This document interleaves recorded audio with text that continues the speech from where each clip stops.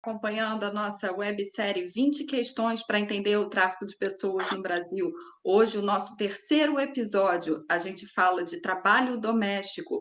Aproveita que você está aqui acompanhando a gente, não deixa de curtir a nossa página, aperta o sininho para você sempre receber notificação dos próximos episódios e aproveita, pega o link e compartilha com os seus amigos, com todo mundo que tem interesse, porque esse tema ele é de interesse tanto da nossa rede de enfrentamento ao tráfico de pessoas, das pessoas que trabalham com esse tema, que é, de fato, o público-alvo dessa nossa websérie, mas também de toda a sociedade. Esse é um tema que atinge a todo mundo, é muito interessante, é um tema extremamente complexo e tem reverberações para todo mundo. Então, aproveita agora nesse início, já pega, já curte, já aperta o sininho, já pega e compartilha, chama todo mundo para participar. Ajuda a gente a divulgar essa websérie, porque é de um grande conteúdo social mesmo, para a gente colaborar com a melhoria dessa nossa sociedade. E nesse dia de hoje, a gente tem aqui a participação da Cristiane Lopes, que é do Ministério Público do Trabalho. A gente tem a Lívia Ferreira, que é auditora fiscal do trabalho, e a gente tem a Diana Solis, que ela é a primeira mulher migrante, a primeira migrante sindicalista do Brasil. Ela é diretora do Sindicato dos Trabalhadores Domésticos do município de São Paulo. E elas estão aqui nesse time para a gente abordar esse tema que essa semana ficou no Trend Topics do Twitter. O caso de um resgate de trabalho escravo envolvendo o trabalho doméstico foi um dos temas mais comentados dessa semana. E a gente vai aprofundar bastante esse tema aqui. Então, aproveita, curte, convida, e compartilha o link, avisa que a gente vai começar aqui esse debate sobre o tema do trabalho doméstico. E, para começar, a gente precisa fazer um alinhamento conceitual e legislativo desse tema do trabalho doméstico, porque não é claro para toda a sociedade os direitos de trabalhadores domésticos e também não é consensual de toda a parcela da sociedade que essa classe de trabalhadores precisa e merece ter essa proteção de direitos. E, para começar, eu queria que a doutora Cristiane falasse um pouco dessas transições legislativas e conceituais para a gente entender esse tema do trabalho doméstico. Obrigada, Cris. Exatamente, Graziela. Eu agradeço a possibilidade de estar aqui, agradeço a Lívia, a Diana Solis e a todos os que estão nos ouvindo agora. O tema do trabalho doméstico é desafiador e é encantador porque ele representa uma pintura da nossa sociedade brasileira. A gente não pode esquecer que nós temos um passado escravocrata que perdurou por muitos mais anos do que seria razoável, tanto que fomos o último país do mundo a abolir a escravidão, e junto com isso temos aquele hábito da criadagem, que faz com que seja naturalizada a exploração do trabalho doméstico, e essa naturalização impede que a gente, inclusive, consiga perceber que as trabalhadoras domésticas e os trabalhadores domésticos deveriam ter os mesmos direitos que os trabalhadores de outros segmentos. Nós estamos, na segunda década, terceira década do ano 2000, e, gente, é coisa de ontem o atingimento de um status minimamente razoável por parte dos trabalhadores domésticos. Quando eu falo coisa de ontem, gente, até 2013, nós tínhamos uma distinção na Constituição Federal sobre os direitos que eram aplicados para domésticos e os direitos para os demais trabalhadores, sendo que para os trabalhadores domésticos, para as trabalhadoras domésticas, nós tínhamos menos direitos. Um resquício dessa mentalidade de criadagem. A emenda constitucional 72 de 2003 foi aprovada na esteira do esforço brasileiro de buscar se adaptar à legislação internacional sobre o tema, Basicamente, a Convenção 189 da OIT, que foi aprovada em 2011, e ela desencadeou esse esforço de atualização normativa que aconteceu no Brasil.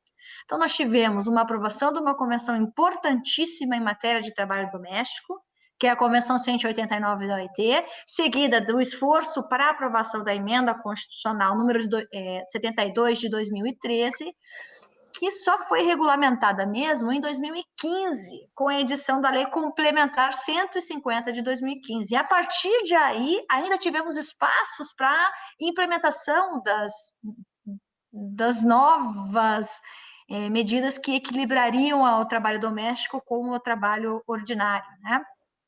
Dentre eles, né, o acesso efetivo ao seguro-desemprego só aconteceu a partir, né, da regulamentação da Lei Complementar 150, e o mesmo se diga em relação ao FGTS, que por um certo período existiu numa modalidade colaborativa, né, facultativa.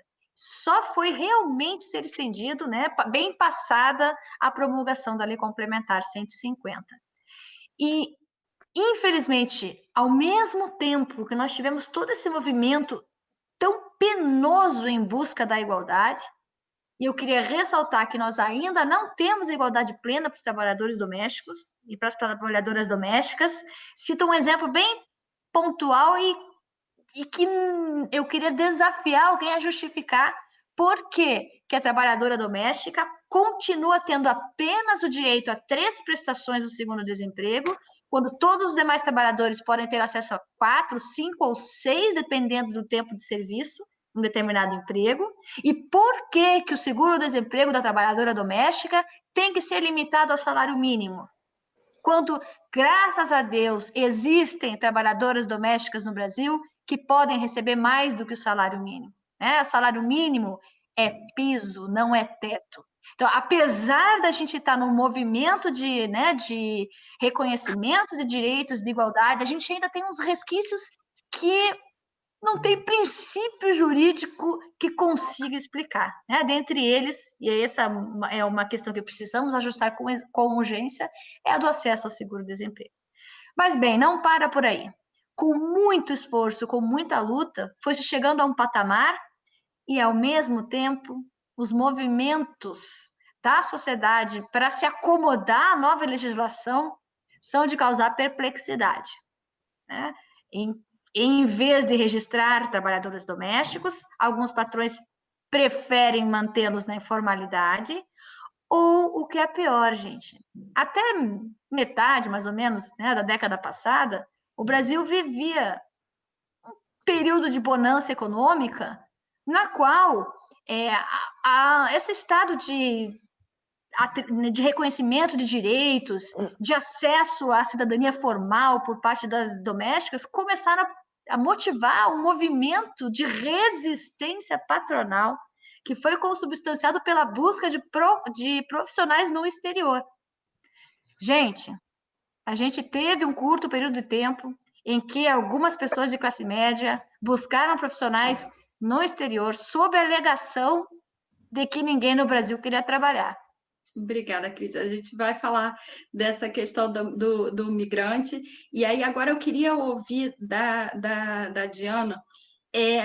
Tem muita parcela dessa nossa sociedade, esse tema do trabalho doméstico, ele é um tema super complexo, super tabu, e tem parcelas da nossa sociedade que são extremamente escravocratas, né, que não consideram a dignidade desse trabalho, e outra parcela da sociedade inclusive, né, que pensa que uma forma de proteger esse trabalho é extinguindo o trabalho doméstico. Então, a gente tem diversos posicionamentos na sociedade com relação a esse tema, mas a gente tem que ouvir da voz de quem é trabalhador e de quem está no sindicato, esse sindicato que vem sem até o apoio sindical, o que você e o que vocês pensam com relação a essa questão da proteção e do trabalho doméstico na nossa sociedade. A palavra é sua, Diana, muito obrigada pela tua presença. Tá ótimo o seu vídeo, Diana. Não precisa alterar. Tá ótimo. Tá perfeito. Tá. Bom, a trabalhadora doméstica aqui no Brasil, cada ano vai conquistando um pouquinho os direitos delas. Porque tem pessoas na sociedade também que falam que trabalhadora doméstica é um trabalho, não é um trabalho bom. Por que não é um trabalho bom? Ela está trabalhando como todo mundo. Ela está fazendo um trabalho honesto, digno dela. Trabalhadora doméstica é um trabalho como qualquer outro.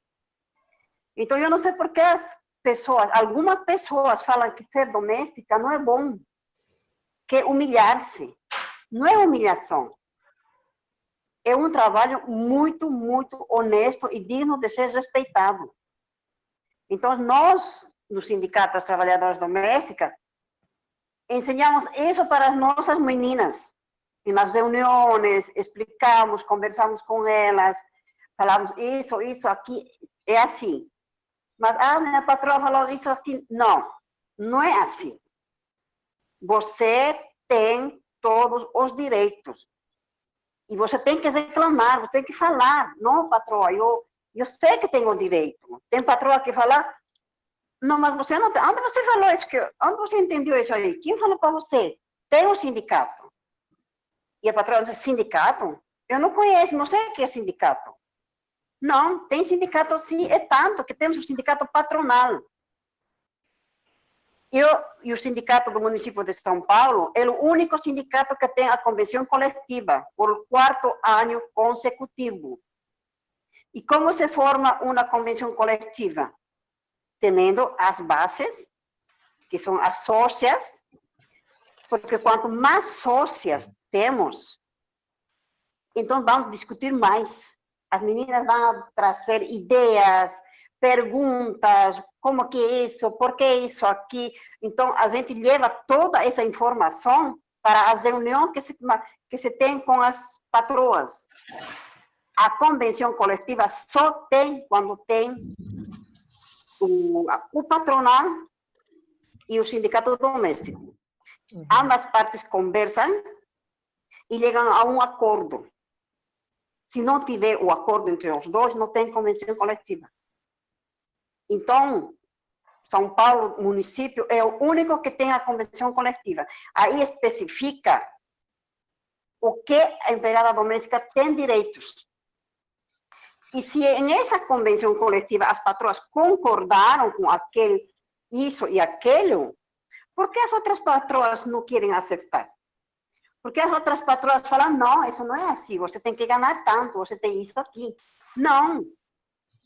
Então, eu acho, na minha maneira de ver, que muitas patroas deveriam pegar a convenção coletiva e ler. Ler para se enterar quem foram que assinaram a convenção coletiva. Quem fez esse acordo que elas não estão aceitando agora? Se elas não participaram, então entra e se inteira, pergunta. Então, nós, do sindicato, fazemos reuniões, assembleias, não só dentro do sindicato, também fora. Vamos na casa de alguma doméstica, de um abrigo, onde tem imigrantes também, e conversamos, ensinamos a elas, isso é assim, isso é desse jeito. Mas a patroa fala que não tenho direito a isso, que eu não tenho direito à carteira de trabalho. Você tem direito à carteira de trabalho, sim. É a patroa que não está bem informada. E quando a patroa vai contratar uma doméstica, a obrigação dela é levá-la ao sindicato. Vamos no sindicato, vamos ver como vou fazer para te registrar, quais são as leis, como vai funcionar. Porque a patroa tem os direitos dela e a empregada também. E se ambas entram em um acordo assim para falar o que ela vai fazer, o quanto ela vai pagar, é bom sempre o sindicato. Leva a menina no sindicato para saber os direitos. Ou pelo menos fala, vai no sindicato e, olha, pergunta como que é para que eu te registre, eu quero fazer aqui tudo direitinho, bonitinho para você. Então, eu, às vezes, fico tão triste com tantas meninas que vêm no sindicato, às vezes choram, porque não estão sendo, às vezes estão passando essa necessidade. E ainda mais agora, com essa situação que estamos com a pandemia, elas foram mandadas embora sem direito a nada. Olha, sendo que algumas patroas falam para elas que você faz parte da minha família. Mas em um momento desse agora que eles estão precisando, ela não é mais de sua família, ela manda embora a empregada, mas ela não era de tua família. Perfeito. Por que você falava que ele era da tua família? Então, aí não se entende, é muito triste. E a pandemia, ela deixa,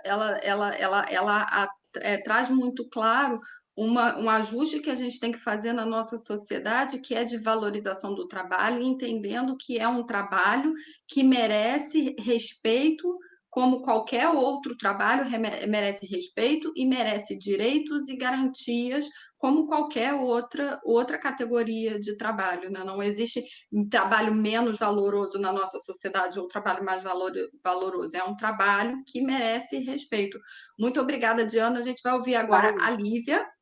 A gente volta no segundo turno para te ouvir. Vamos ouvir um pouco agora da Lívia, da questão muito específica, que isso é uma dúvida que todo mundo tem mesmo.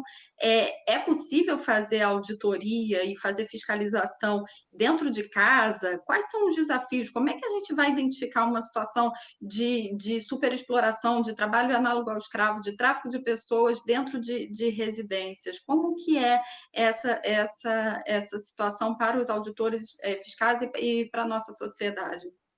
Obrigada pela tua participação. Boa noite a todos. Quero agradecer o convite da Asbrad, do MPT, e saudar todos os ouvintes e todos os participantes aqui, na pessoa da Diana, que é uma mulher imigrante, dirigente sindical, e talvez seja a única imigrante no Brasil, né, que seja dirigente sindical. Parabéns pelo trabalho, Diana. Bom, eu sou inspetora do trabalho e trabalho no combate ao trabalho escravo e já participei de algumas operações de configuração de trabalho escravo em trabalho doméstico, né? E é realmente muito desafiador fiscalizar o trabalho doméstico. Não é só para a inspeção do trabalho no Brasil, para o mundo inteiro. Esse é um tema desafiador, pela questão do isolamento do trabalhador num ambiente privado, né, da residência de uma família que tem proteções constitucionais, tem proteções legais em relação a esse ambiente.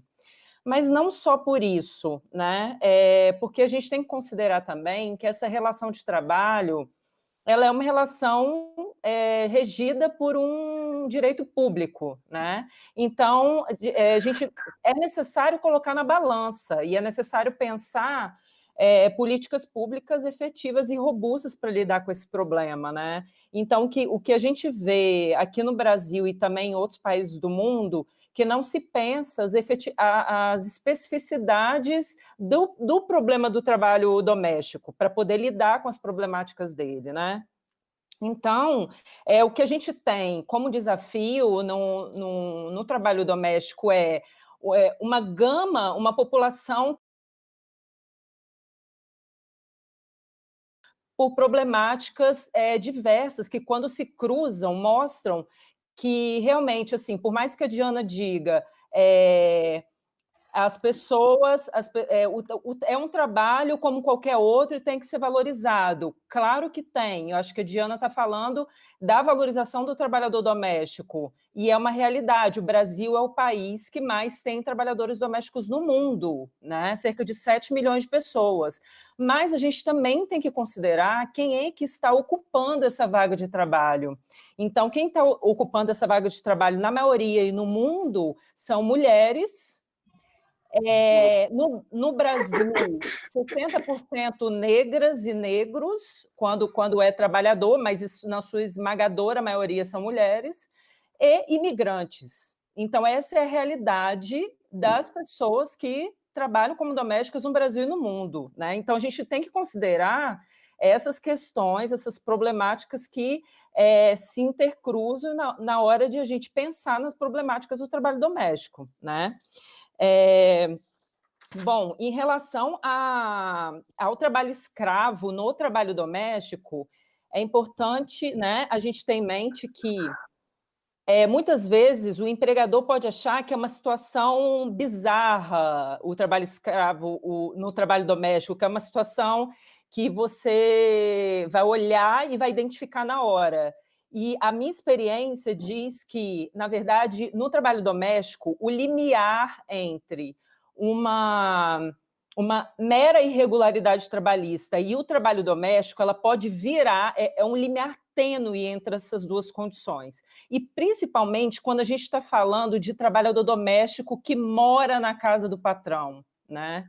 Então, quando a gente tem... É óbvio que não é só essa situação, mas quando a gente tem um trabalhador doméstico que mora na casa do empregador, a gente realmente tem essa condição de um limiar e qualquer situação que vira pode tornar uma violação, uma mera infração trabalhista, numa violação muito grave, tá, na vida daquele trabalhador. E aí a gente está vivendo um contexto de pandemia, e não é à toa que justamente no meio da pandemia a gente teve alguns casos estourando e aparecendo, inclusive na imprensa, de trabalhadores que foram violados gravemente no trabalho doméstico. Por quê? A pandemia, ela vira essa chave da mera irregularidade para a grave violação. Ela tem componentes. Então, a família, para se proteger do vírus, resolve isolar ainda mais um trabalhador que já estava em uma situação de isolamento, quando ele vive na casa da família. Então, essas vulnerabilidades aparecem ainda mais, e aí o trabalhador passa a vivenciar violações muito mais graves, que atenta contra os seus direitos mais básicos, e aí a gente tem o trabalho análogo a escravo no trabalho doméstico. Perfeito. Gente, a gente está aqui, o chat está muito, muito animado, as pessoas comentando muito, falando da relevância, parabenizando muito a Diana por assumir essa postura de liderança sindical, liderança migrante, todo mundo reconhecendo, te dando parabéns, Diana. Você está se tornando, tem esse reconhecimento de uma expressão na nossa sociedade, Lívia, Cris, todo mundo elogiando muito, que é um o pessoal da Rede Um Grito pela Vida, que está nos assistindo, do Exército da Salvação, articulação dos serviços migrantes da Diocese de Roraima, o pessoal que trabalha diretamente na Operação Acolhida está aqui com a gente, nos acompanhando, o pessoal do Instituto de Direitos Humanos, conduzido pela irmã Rosita, também está aqui, todo mundo acompanhando a gente, a Universidade de Ribeirão Preto, as coetrais diversas, a Coetral de Maranhão, Rio de Janeiro, São Paulo, os núcleos de enfrentamento ao tráfico de pessoas, especialmente o núcleo do Amazonas, Ceará e Recife, está todo mundo aqui com a gente. E o pessoal está pedindo para a gente focar um pouco na questão, para a gente aprofundar um pouco na questão relacionada ao trabalho de imigrante. A gente já entendeu que a gente ainda precisa avançar muito nessa questão da garantia de direitos dos trabalhadores domésticos. A gente precisa de uma questão tanto de garantias legais quanto de garantias de reconhecimento da sociedade da importância de valorização e proteção desse trabalho. E a gente sabe que quando a gente coloca o componente de migrantes enquanto trabalhadores e trabalhadoras domésticos, a situação ela ainda fica um pouco mais complexa, não pelas diferenças, mas pela a nossa visão estereotipada da sociedade com relação a esse público. E aí, diante disso, eu vou passar a pergunta para a Diana, depois eu passo para a Cris e volto com a Lívia, inverter um pouco a ordem. Essa questão relacionada às trabalhadoras migrantes. Bom, as trabalhadoras migrantes, no nosso sindicato, a gente trata elas igual que as brasileiras. Para nós, do sindicato, não existe diferença. Todas são domésticas. todas têm os mesmos direitos. E não importa se é branca, se é preta, não interessa.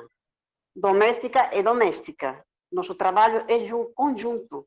Tanto que quando fazemos as reuniões, chamamos todas para participar nas reuniões, tanto migrantes quanto brasileiras. Já tivemos algumas meninas que falaram, mas ele é imigrante, que não sei o quê. Não, a gente tem que acabar com isso, dentro do sindicato e fora. E as patroas têm que ver que essa migrante é igual como qualquer outra. É uma trabalhadora digna, honesta como qualquer outra. Saiu do seu país, quem sabe, para melhorar de vida. Não veio como posso falar, como outras meninas falavam no começo, e eu já passei por isso também, falavam, inclusive para mim, vocês vêm tirar o emprego de nós brasileiras. Já passei por isso. Não, a gente não vem tirar o emprego de ninguém. A gente quer se unir a vocês. A gente quer ser um só. Uma família só, lutar pelos mesmos direitos, ambas. Não tem diferença nenhuma. Então, muita imigrante trabalha, inclusive sem carteira assinada. Eu mesma não tinha carteira assinada. Em 2014, eu não tinha carteira assinada, se eu não tinha meu documento do Brasil, o RN, né? A patroa falava que não tinha direito, a carteira de trabalho, não podia fazer isso. Quando eu fiz cirurgia também, ela não me quis pagar os 2 meses de licença que eu estava, foi esse o motivo que eu entrei em processo com ela. Eu sei que tinha direito, mesmo não tendo a carteira de trabalho, eu sei que tinha direito a receber os 2 meses que eu fiquei de licença médica. Mas as patroas não falam que não. Então, a imigrante sofre mais.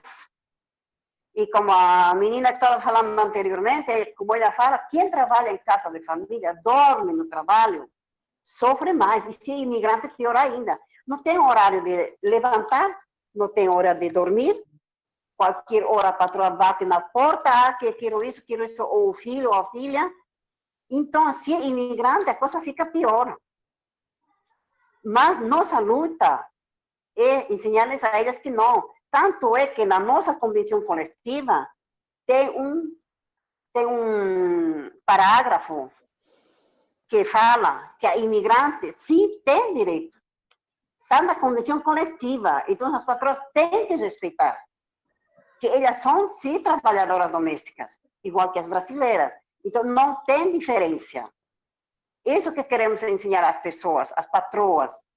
Por que se ele é imigrante? Porque eu tenho uma menina que já faz anos, né, faz muito tempo, que já contava, ela é imigrante e era negra. Ela não pode se sentar na mesa, por quê? Porque é negra. Outras meninas, por que tem que comer de fora, no pátio, do lado do cachorro, só porque é negra? Gente, ela é gente. Ela é um ser humano. Todos somos iguais. Por que as patroas se acham melhor que a empregada doméstica? Porque tem um pouquinho mais de dinheiro e a empregada doméstica não tem. O dinheiro não faz diferença, gente. Todos somos iguais. Perfeito. A patroa precisa da empregada, tanto que a empregada precisa da patroa. Ambas precisamos de ajuda. Então, vamos conversar, vamos sentar juntas e vamos nos defender. Não é assim. Tá bom? Muito obrigada, Diana. Acho que a tua palavra, mais do que tudo, é uma palavra de força para essa categoria que não tem um histórico, né? Não era protegida, de se ver enquanto categoria de trabalho, e eu acho que a tua voz ela vai ecoar muito ainda nesse país, levantando essa categoria. Muito obrigada mesmo pelo teu trabalho, pelas tuas colocações. Não posso esquecer de mandar um super abraço aqui para a Coetai do Pará, que também está com a gente aqui, a Providência Ação Social, o Luiz Camargo, que esteve com a gente no primeiro episódio, está aqui acompanhando com a gente, vários procuradores, auditores também estão aqui acompanhando o nosso debate. E Cristiane, eu queria que você, dentro desse contexto, falando do trabalhador migrante, quais são os desafios que você vê hoje para a gente proteger essa população migrante que está inserida nesse trabalho doméstico?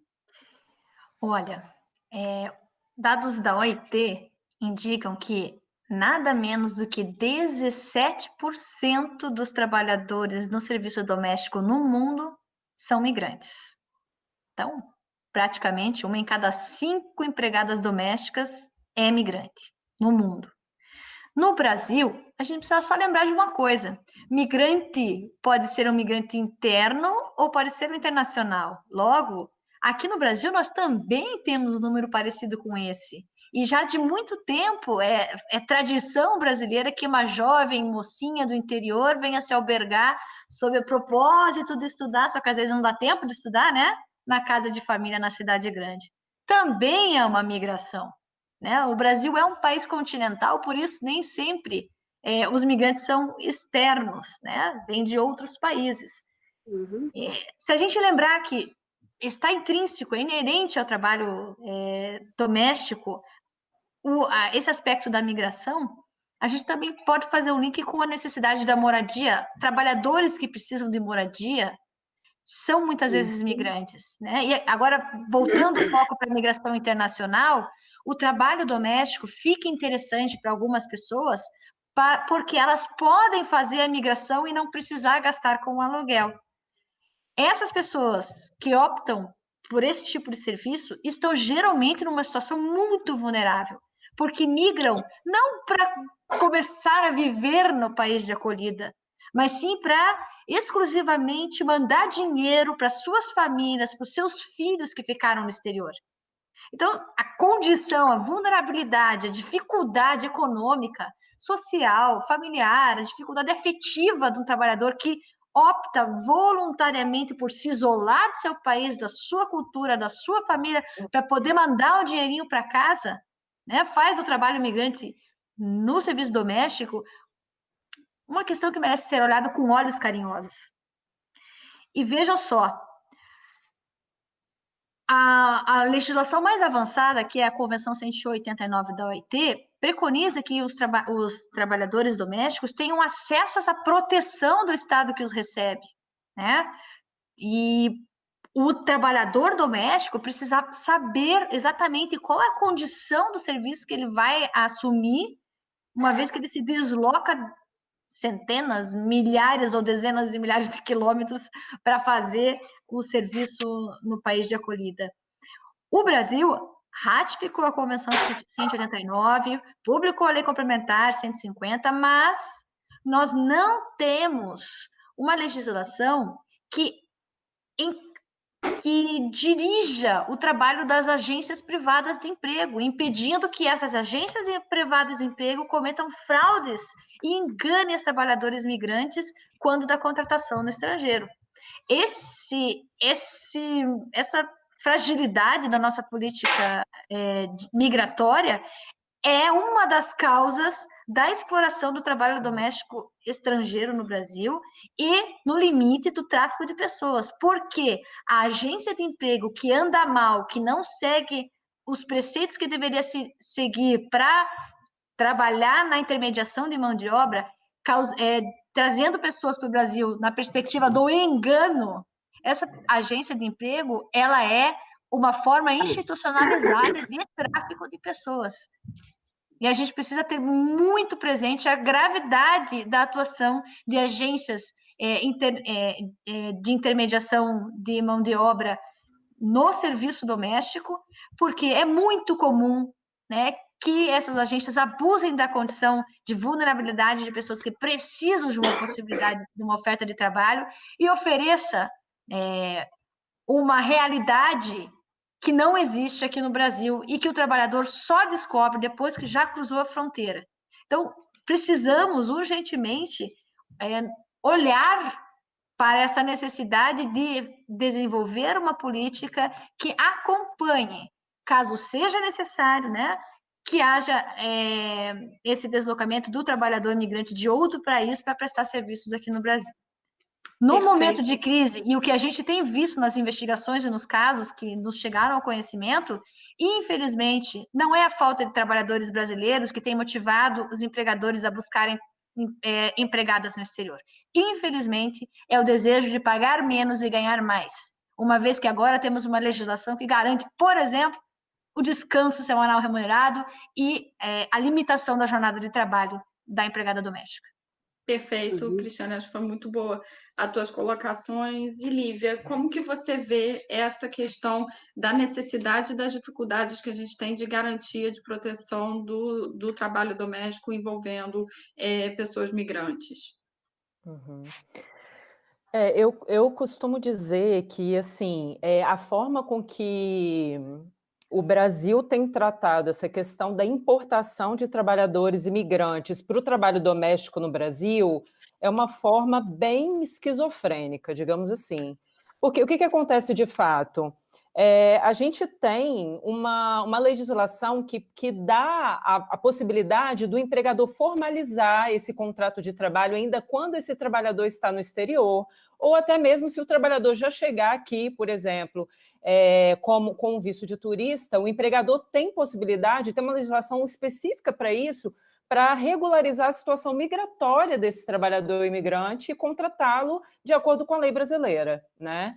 Porém, essa mesma legislação, ela não considera os aspectos de vulnerabilidade desse trabalhador, então, esse trabalhador imigrante que vem para o trabalho doméstico, ele certamente tem aspectos de vulnerabilidade que precisam ser olhados com lupa por causa das problemáticas de tráfico de pessoas, que tem muitas agências que fazem esse tipo de arregimentação de trabalhador, utilizando mecanismos do tráfico de pessoas. Então, a legislação brasileira, ela assume a possibilidade de ter uma agência fazendo essa intermediação. Só que, por outro lado, a gente não tem legislação nenhuma que regule a atividade dessas agências. Então, por exemplo, o Brasil não tem nenhuma lei que regule a atuação de agências privadas, e tem agências no Brasil também que trabalham com esse tipo de arregimentação de trabalhador, e também, além de não ter uma legislação própria, também o Brasil sequer ratificou a Convenção 181, se eu não me engano é o 181, das agências privadas de emprego, a Convenção da OIT 181. Então, o que a gente tem? Uma legislação que permite a atuação de agências, mas a gente não tem nada que regule a atuação dessas agências. Então, o que a gente tem, de fato, são agências atuando, arregimentando o trabalhador imigrante vulnerável, que às vezes vem de um lugar muito longe do Brasil, tipo Filipinas, por exemplo, e são muito desprotegidos, e se eles forem enganados nas condições do contrato de trabalho, eles vão perceber o engano no Brasil. Então, gente, assim, um trabalhador que sai das Filipinas com todas as despesas pagas, porque ele não tem como chegar aqui no Brasil se não for com alguém pagando as despesas dele, e ele percebe que é enganado no Brasil, ele não vai conseguir se desvincular dessa relação de trabalho. Não vai. E aí isso vira tráfico de pessoas, trabalhando na água do escravo. Então, é mais ou menos isso que a gente tem em arcabouço legal, e a proteção que esse trabalhador tem é quase zero. Eu arrisco dizer que é quase zero, que realmente não está se olhando essa questão com o cuidado que deveria ser olhado. Perfeito. O pessoal aqui está pedindo para a gente falar realmente do caso concreto que ficou muito evidenciado na mídia, que é o caso de trabalhadoras que vêm das Filipinas, né? E aí fazendo alguns esclarecimentos, até assim, por que Filipinas, né? Essa questão da superexploração do trabalho escravo de mulheres filipinas é do Brasil e também é do mundo, porque tem uma própria política, né, das Filipinas de estimular. A gente vê que que existe uma venda, uma propaganda, vamos dizer assim, dessas trabalhadoras que elas falam inglês, elas seriam muito boas, e a gente viu que teve uma ampla divulgação na mídia, até no sentido de propaganda mesmo, né? Falsas reportagens, mas que no fundo a gente sabe que são pagas, incentivando famílias a contratar essas pessoas, e quando chegaram aqui, aquilo que foi prometido era completamente diferente e várias situações de tráfico se configurou. E aí eu passo essa pergunta para a Cris, e aí depois eu passo para a Lívia e passo para a Diana na sequência para fazer comentários sobre o caso concreto que o pessoal está pedindo aqui no chat, tudo bem? Tudo bem. 2 minutinhos que a gente já tá quase, a gente faz a rodada e a gente volta para o encerramento. 1 hora é exatamente nada para a gente falar, para a gente só jogar o gostinho na sociedade para aumentar a ideia para o debate. Então, olha, por que Filipinas? A gente tem que lembrar que as Filipinas é um dos países que mais exporta imigrantes no mundo. A sua economia é constituída na base da emigração. Eles têm um ministério de imigração, eles incentivam a imigração. Você veja que fracasso de país que precisa incentivar o seu povo a sair do seu local de residência para poder trazer dinheiro para casa.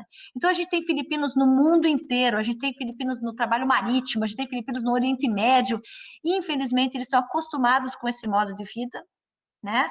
E, por isso, eles são um público que acabou sendo atingido e foi um público que acabou sendo flagrado, porque houve denúncia de tráfico de pessoas com relação à agência que assumiu esse serviço, e, de fato, houve uma parceria, uma articulação de vários órgãos, o Ministério...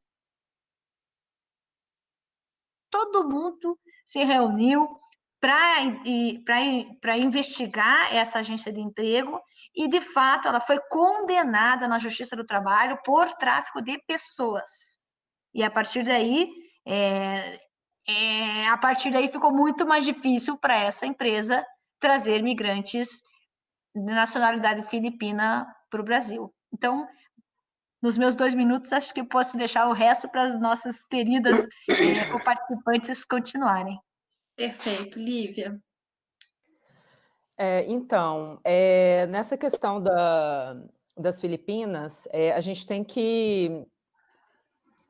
que analisar o seguinte, que houve, né, realmente foi flagrado o caso das Filipinas que vieram para o Brasil, né, e assim, é importante a gente dizer que se de um lado tem o trabalhador filipino, que é incentivado, né, que ele tem uma vulnerabilidade socioeconômica lá, colocada pelas dificuldades do mercado de trabalho, enfim, uma série de situações do Estado filipino, e que faz com que esse trabalhador fique vulnerável para esse tipo de trabalho.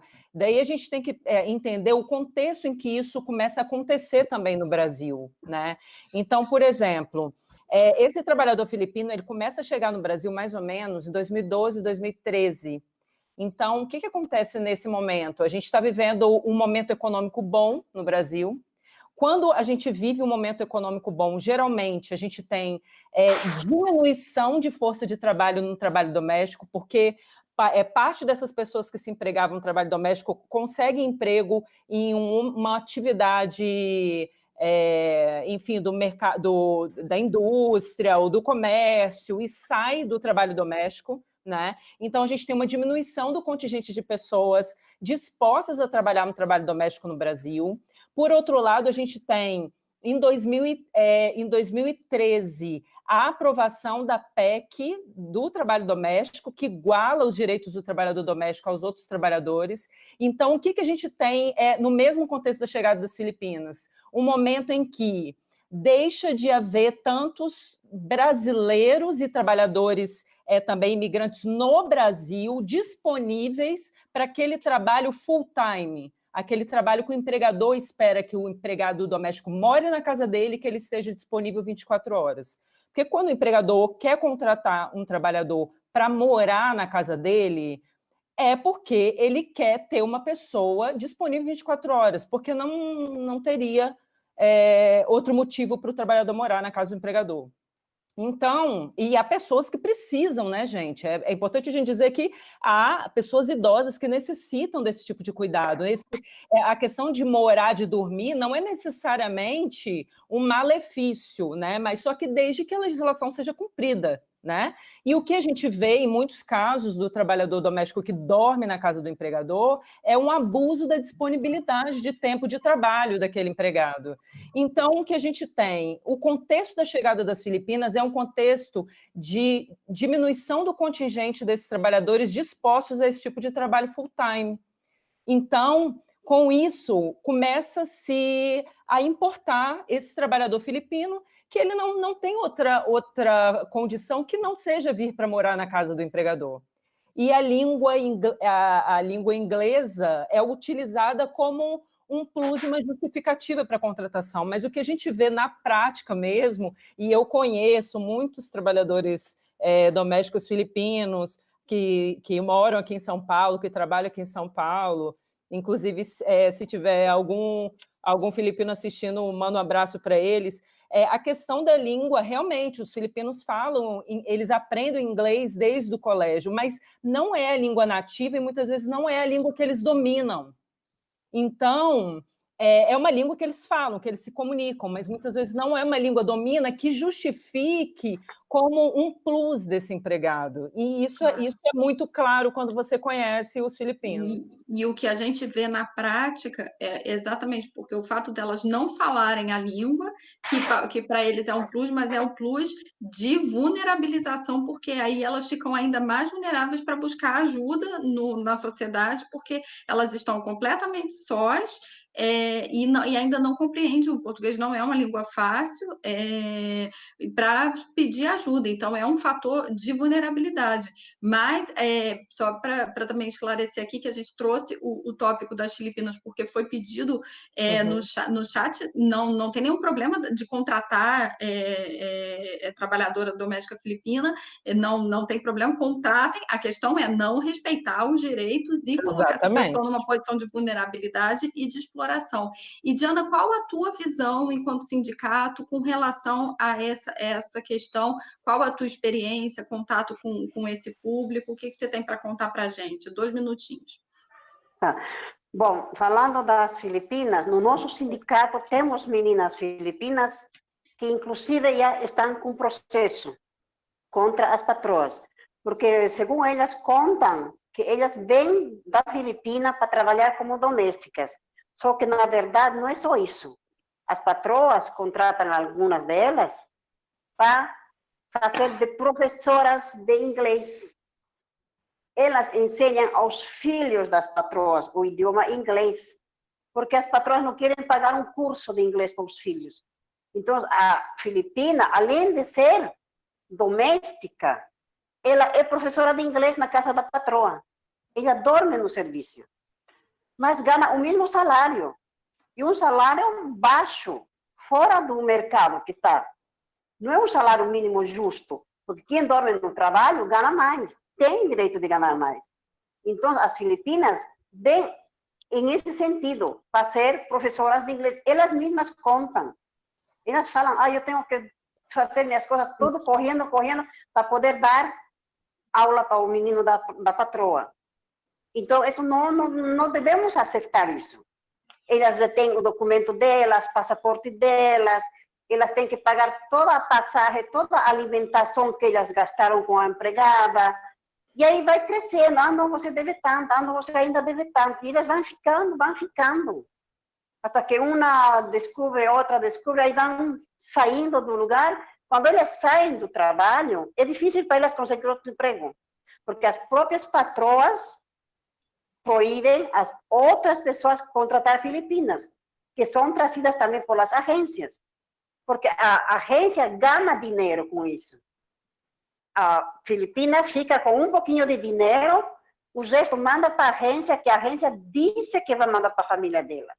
E às vezes não manda. A Filipina fica aqui acreditando que a família dela está bem, mas na verdade não, estão passando necessidade ali no país delas. Algumas têm 2, 3 filhinhos. Às vezes tem pais idosos que precisam cuidar, por isso eles se lançam no mundo para ter uma vida melhor. É igual, eu vou falar um pouquinho também das bolivianos que vêm aqui, é quase o mesmo. Elas veem um trabalho de costura e é em estado análogo também. Nas casas de costura, elas passam Eu sei, porque já vivi em casa de costura. Eu trabalhei como babá na casa de costura. Então, é um trabalho de 15 horas.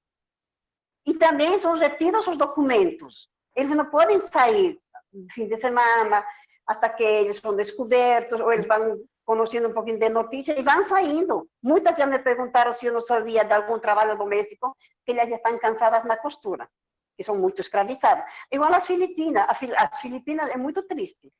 Graças a Deus, o sindicato está atendendo elas, estão com processo, e se Deus quiser, elas vão ganhar. Perfeito. E para fechar o nosso bloco, eu tenho mais aqui registrar algumas presenças que estão acompanhando a gente aqui, a Universidade Federal do Paraná, o Grupo Veredas da USP, a Divina Providência, gente, é gente do Brasil inteiro. Eu peço desculpas que eu não consigo ler tudo porque passa muito rápido, mas a gente está aqui acompanhando, a gente está muito feliz nessa sexta-feira, do pessoal está empenhado, o chat aqui cheio de informações e o pessoal trocando e parabenizando vocês pelo tema, Lívia, Cris, todo mundo, cada um tem as suas torcidas aqui que estão falando o quanto admira o trabalho de vocês, muito bacana mesmo de acompanhar. A gente está chegando no nosso tempo, tudo bem para vocês se a gente estender mais uns 10 minutinhos e até 8h10 para a gente conseguir fazer mais uma rodada?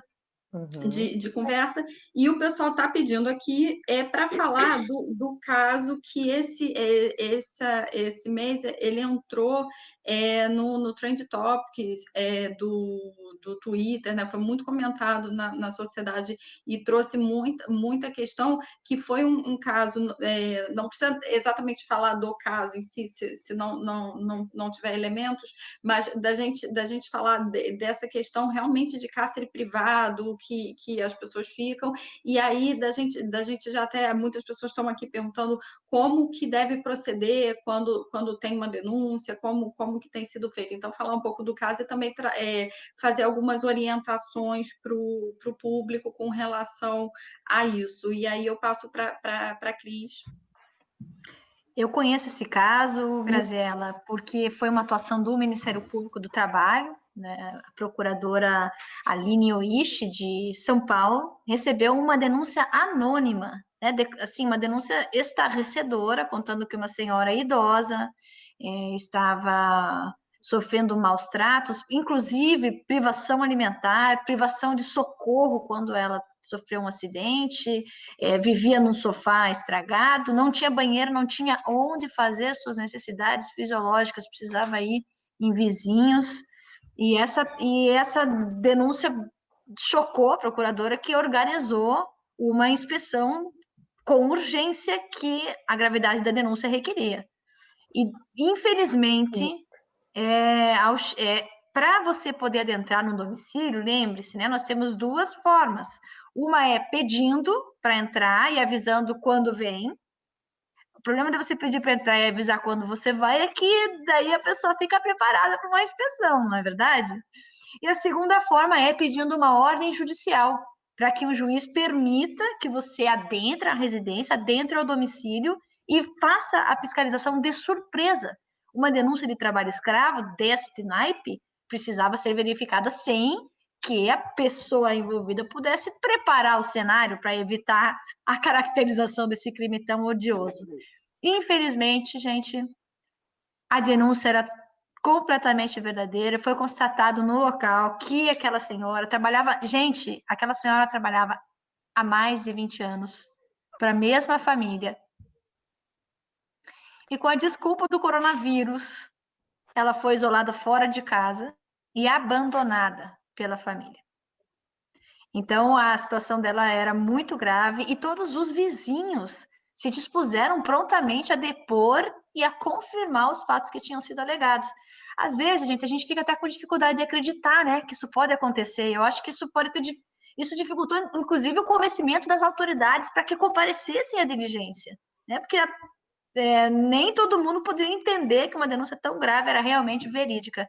E, de fato, foi, né, mas o processo está correndo, a ação civil pública já foi proposta e ações desse tipo, veja, elas geram direito a uma indenização, primeiro, pelo vínculo de emprego que não tinha registro, não houve pagamento de salários, não houve 13º, nunca teve férias, tudo isso em 20 anos, vocês podem imaginar que dá uma boa remuneração. Lembrando que quando a gente está falando de violação grave do direito, como é o trabalho escravo, nós, no Ministério Público do Trabalho, defendemos a imprescritibilidade. Então, a doutora Aline Wisch está cobrando todas as férias, todos os 13º, todos os salários não pagos e uma indenização por dano moral para a trabalhadora vítima dessa grave violação de direitos humanos, além de uma indenização por dano moral coletivo para a sociedade brasileira, né, a ser remetida para projetos sociais. Perfeito, Cris, e só registrar aqui que a gente agora está internacional, tem gente desde México mandando mensagem, falando que está adorando o papo, o pessoal está falando que não é para acabar 8h10, que esse papo ele tinha que ser de 2 horas, porque está todo mundo gostando muito, a gente está também com mais de 200 acessos, e o que aparece para a gente aqui de acesso não é a realidade, porque só aparece quem está logado e quem está falando, então, e a gente já sabe que a gente está com uma média de mais de 1.000 pessoas assistindo e 200 acessos. Então, assim, as pessoas estão realmente muito, muito empolgadas com esse debate, porque ele é muito importante. E você, Lívia, o que você tem para falar com relação a essa questão? E as pessoas estão pedindo muito orientação de como que deve proceder quando tiver um caso e o que acontece com essa pessoa depois que o caso é identificado. Então, faz uma fala também nesse sentido de orientação. Então, isso que a Cristiane colocou, da necessidade da autorização judicial, é um problema para... É um desafio do combate ao trabalho escravo no trabalho doméstico, né? Porque o que a gente percebe, os casos que a gente fiscalizou, que a gente constatou trabalho escravo no ambiente doméstico, as denúncias chegaram de 2 formas. Ou a trabalhadora conseguiu fugir, e aí isso dificulta o trabalho da inspeção, porque aí já não tem inspeção no local de trabalho. Não impede, mas dificulta o trabalho. Ou é aquele caso que a denúncia chega, a trabalhadora ainda está sofrendo violações dentro do ambiente, porém é necessário pedir uma autorização judicial para adentrar o local de trabalho, né? Por ser o ambiente privado, familiar, que é protegido, inclusive, pela nossa Constituição, óbvio. Mas, então... muitas vezes a gente já aconteceu comigo, por exemplo, de eu receber a denúncia da trabalhadora que estava no ambiente doméstico, e aí, em 2, 3 dias, apurando, e para pensar em pedir a autorização judicial e convencer o juízo de que tinha que entrar, a trabalhadora não aguenta e foge. Então, assim, você pedir para um trabalhador desse, que está no ambiente de trabalho, que denuncia, ou que a denúncia chega até você, aguardar a autorização judicial é algo muito complicado.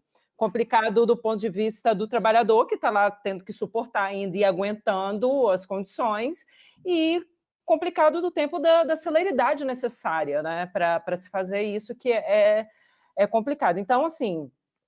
É muito difícil, o ambiente doméstico tem suas peculiaridades muito consideráveis, mas, apesar das muitas dificuldades, a Inspeção do Trabalho tem incrementado muito a fiscalização do trabalho doméstico. E a gente está realmente caminhando para a instituição de uma política pública mais robusta para atuar nesse tema.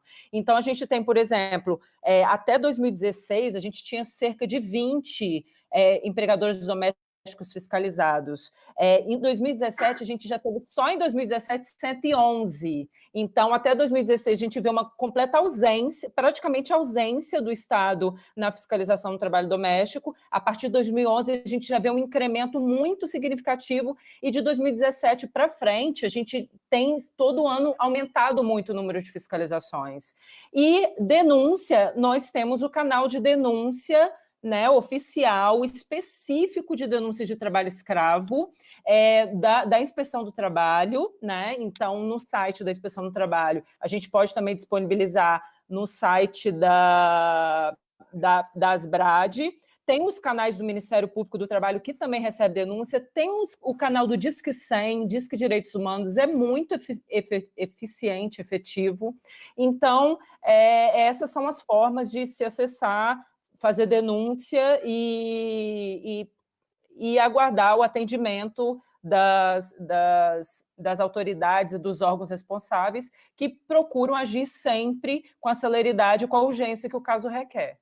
Muito obrigada, Lívia. Registrar aqui que a gente não está só no México, não, a gente também está na Argentina, a gente também está no Paraguai. Muitos atores que estão nas áreas de fronteiras do Brasil assistindo a gente, falando da importância, porque tem muito dessa exploração também de trabalhadoras paraguaias no Brasil. Aqui lembrando, a Dalila está mandando um abraço muito forte para vocês, também está aqui acompanhando, e ela falou para lembrar das bolivianas, que a Diana até falou, que ficam nas oficinas de costura e também são obrigadas a fazer serviços domésticos dentro dessas casas de costura.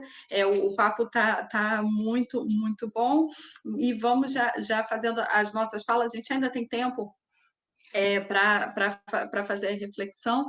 E aí, Diana, eu queria que você falasse agora nesse teu tempo das falas finais, que você explicasse para as pessoas, quem quiser ajudar o teu sindicato, colaborar com o teu sindicato, como que faz para receber colaboração, que tipo de ajuda a sociedade podia dar para fortalecer o sindicato que você dirige. Toma teu tempo pedindo essa ajuda, como que a gente faz para te ajudar, e que mensagem você botaria para as trabalhadoras domésticas hoje no Brasil. Toma teu tempo. Bom, para ajudar o sindicato das empregadas domésticas, as pessoas podiam ligar no telefone 38249191. Ela fica na rua Margarida 298, Barra Funda. O CEP é 011-54030. Repete devagar para o pessoal. Depois, na edição, eu vou pedir para colocar o endereço, mas agora, para quem está ao vivo, repete devagarzinho para quem quiser anotar. Tem algum site que as pessoas poderiam jogar e acessar? Tem. Aqui, Rua Margarida, 298, Barra Funda, São Paulo. CEP 011-54030. O site www.stdmsp.com.br.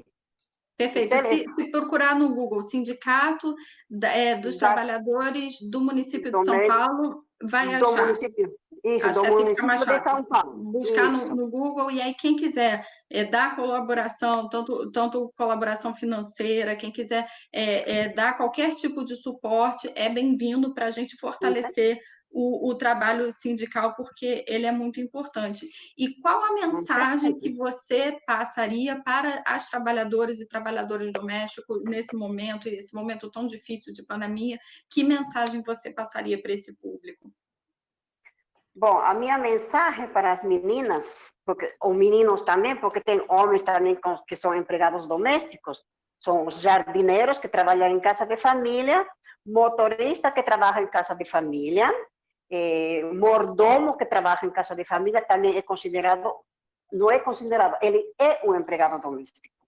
Então, falar para elas que qualquer dúvida tem que procurar o sindicato, sim, porque é o sindicato que vai orientar elas. Não vá na conversa da patroa, que a patroa fala, não, que o sindicato não, que não é isso, que não, o sindicato não te vai orientar. Não, vá no sindicato. Fala para a patroa, fala mesmo, eu vou no sindicato, quero saber meus direitos. Quais direitos eu tenho? E a patroa também pode ir no sindicato e falar, eu quero saber quais são os direitos da empregada e quais os meus deveres. Ambas partes, para que tenha um bom trabalho. A patroa respeita a empregada respeita a patroa. E aí dá uma boa negociação entre eles. E o trabalho vai ficar bom. E também agora pedir às pessoas, não só no Brasil também, no mundo inteiro, Dá uma olhadinha do lado da casa do vizinho, às vezes tem uma empregada doméstica escondida. Às vezes sai a jogar o lixo para fora, rapidinho, parece que está fugindo de não sei o quê. Dá uma olhadinha ao seu redor. Olha seu vizinho, olha seu irmão que está do lado passando a necessidade. E não fala, por medo. Medo da patroa, medo de um filho, de qualquer coisa. Porque elas também, às vezes, sofrem assédio. Assédio moral, assédio sexual. E elas não falam. Elas escondem. E quando dormem no emprego, é pior ainda. Elas vão correr para onde? E as que dormem, as que não dormem, vão para casa, às vezes também foram estupradas. Só que não falam para o marido, não falam para os filhos, por medo do marido abandonar ela, por medo da sociedade, o que a sociedade vai falar delas. Então, não joga uma pedra em cima da pessoa, não, se você não sabe a história que ela está passando. Dá uma olhadinha, por favor, ao seu redor. Tem gente que está pedindo socorro, só que não sabe falar, ou tem medo. Por favor, vamos ajudar, ainda mais agora com essa pandemia. Muitas estão sofrendo violência em casa. Perfeito, Diana. E ainda sofrem violência no trabalho. Perfeito, Diana. Muito obrigada mesmo pela tua fala. Eu tenho certeza que e a gente vai fazer com que ela ecoe para todos os cantos desse país. A gente vai fazer com que todo mundo ouça esse teu pedido. Lívia, qual as tuas considerações finais para esse público que está nos ouvindo? De antemão, já te agradeço a presença. Essa 1 hora é nada. A gente espera que depois esse nosso ciclo de debate ele se estenda e que a gente possa trazer outros auditores, que a gente possa conversar mais, aprofundar esse canal. Esse foi um experimento que a gente fez agora. Muito obrigada pela tua participação e tuas considerações finais. Eu que agradeço o convite, Graziela.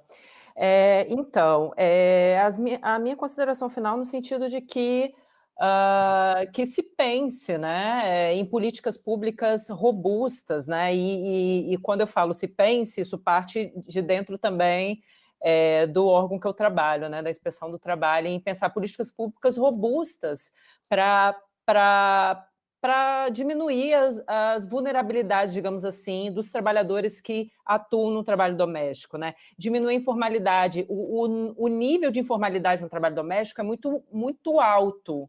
Então, você promover ações efetivas no âmbito do trabalho doméstico, você diminui ampla informalidade no mercado de trabalho. Você tira muitos trabalhadores que estão na informalidade que vão ser alçados para um trabalho formal. E ainda, você promove mudança social. Políticas públicas robustas do trabalho doméstico promove mudança social, porque você está melhorando a vida de mulheres, imigrantes, população negra, que é a maioria envolvido nesse tipo de trabalho. Então, realmente promove mudanças sociais. Acredito muito que a Inspeção do Trabalho está caminhando para tornar a fiscalização do trabalho doméstico de forma mais robusta, mas é necessário também o empenho também do Poder Legislativo, porque é importante que tenham medidas que o empregador ele tenha vantagens em formalizar. O empregador doméstico, aí a gente, puxando um pouquinho sardinha, já que a gente falou muito do que o empregador faz de mal, mas vamos puxar o sardinha. O empregador doméstico ele não pode ser tratado como qualquer empregador, ele é um empregador doméstico, ele não tem uma atividade econômica, e isso é um entendimento até, muitos países do mundo que têm sucesso na formalização do trabalhador doméstico, ele promove políticas de incentivo a essa formalização, tipo de diminuição na carga tributária, pelo pagamento do que paga de contribuição dessa trabalhadora, do que paga de salário dessa trabalhadora, diminuição de imposto de renda, enfim. Então, medidas que sejam tributárias mesmo, do ponto de vista de trazer vantagens para a formalização do empregado doméstico, são necessárias para que haja uma maior formalização nesse setor dos trabalhadores. Perfeito. Então, acho que eu tinha para concluir isso. Pegando o gancho aqui na tua fala, eu faço um convite, uma convocação para as outras organizações da sociedade civil, que assim como a Asbrad trabalham em ações de advocacy nesse tema do tráfico de pessoas, trabalho escravo, para que a gente se reúna, para que a gente sente para fazer uma ação de advocacy mais ferrenha para as mudanças legislativas que são importantes para a gente garantir esse trabalho, como o que foi falado aqui.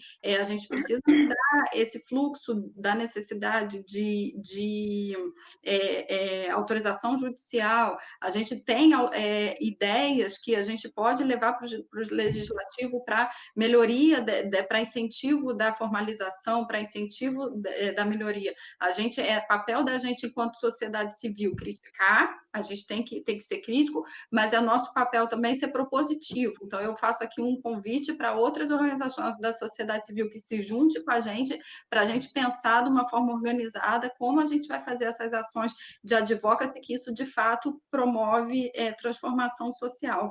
E aí, Graziela, só um acréscimo, falando nessa questão da formalização, é importante também que tenha em mente a importância de se garantir o acesso à seguridade social das trabalhadoras diaristas, que só crescem. Então, a trabalhadora doméstica não é só a que tem direito a registro na carteira, as diaristas também são, e elas precisam acessar a seguridade social de uma forma mais ampla. Isso não está acontecendo.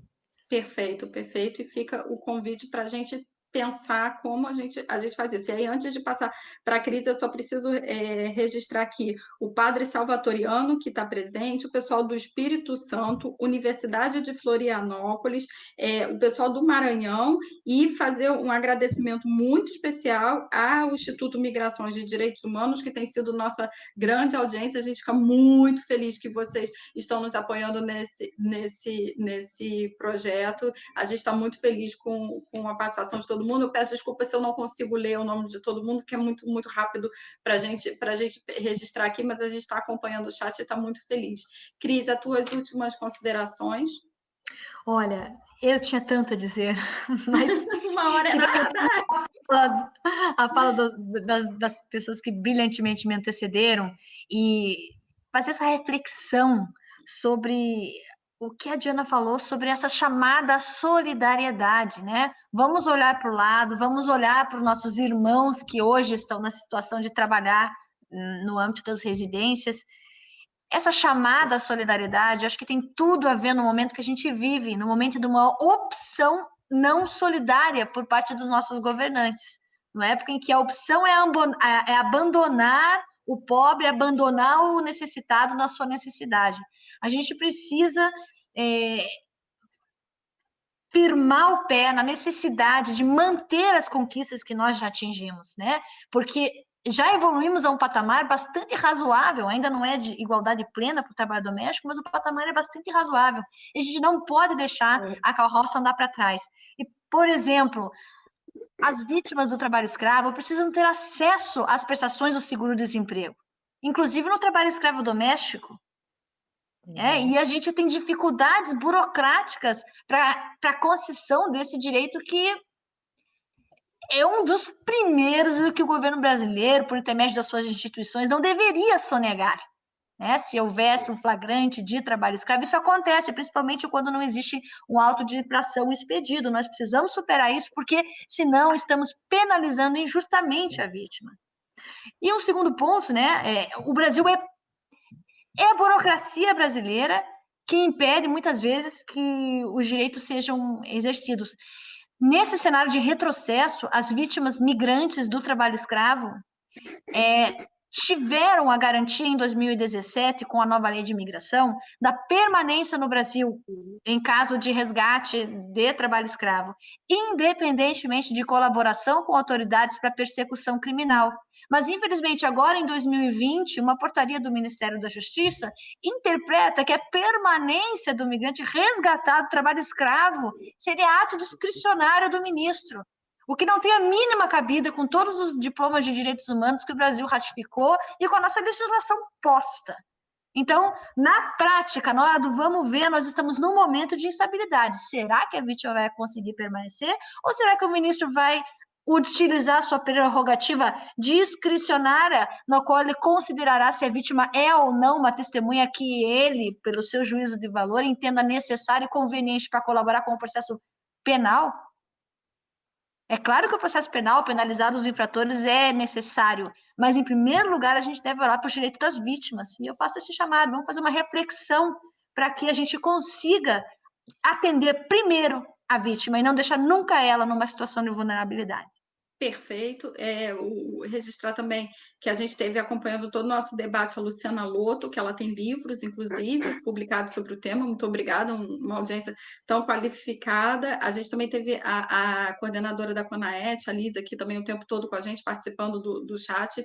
Muito, muito obrigada. E também agradecer o pessoal que da Operação Acolhida, da OIM, que está lá em Roraima, e eles estão juntos acompanhando, eles de fato estão maratonando aqui com a gente, e são pessoas que estão dando a vida para cuidar daqueles que estão mais vulneráveis, estão na linha de frente. Então, assim, muito obrigada mesmo, porque eu fico até emocionada aqui de receber as mensagens, porque são para vocês mesmo que a gente planejou essa websérie. Já são 8h20, a gente vai encerrar. Eu quero agradecer muito a presença de vocês três. Que bom que cada uma no seu lugar de fala está fazendo melhor. A gente sabe que vocês são 3 pessoas extremamente comprometidas em mudar esse mundo que a gente está vivendo. A gente sabe que a luta ela não é fácil, é uma luta difícil, mas a gente vai conseguir realizar transformações se a gente entender que estamos todos contra o tráfico de pessoas e vamos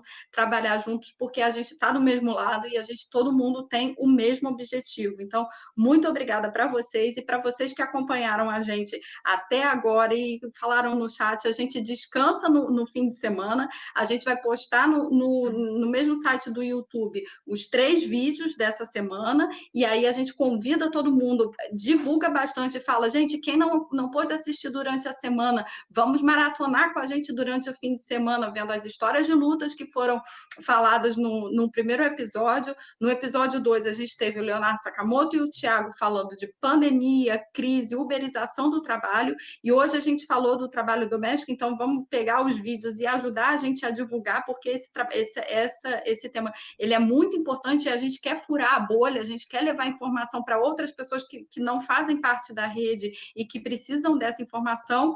E na segunda-feira a gente volta no mesmo horário, no mesmo canal, no mesmo bate-horário, trazendo um recorte agora para esse tema, que é o recorte racial. Muitas vezes a gente esquece que existe cor, existe raça, sim, quando a gente fala de trabalho análogo ao escravo.